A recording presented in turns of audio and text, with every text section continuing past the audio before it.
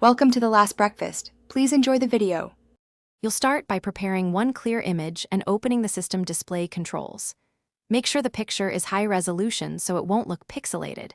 If needed, pick a 16:9 photo near 1920 x 1080.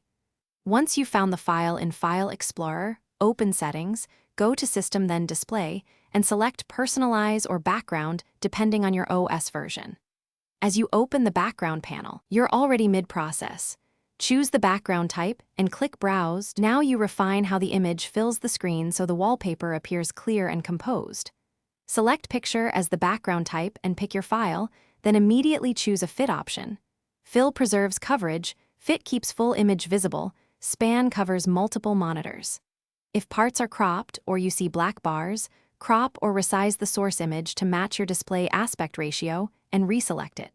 Make sure to test each fit option. This is why adjusting here matters for a crisp final look.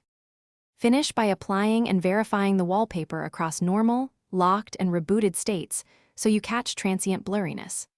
Click Apply or Set as Background and inspect the result. If it looks soft, first confirm the image resolution matches the display and that display scaling isn't enlarging the image.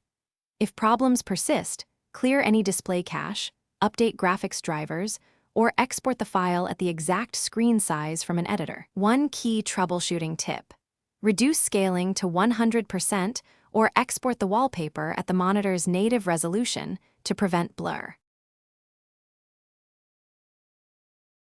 Thanks for watching. If this was helpful, leave a like and consider subscribing. See you next time.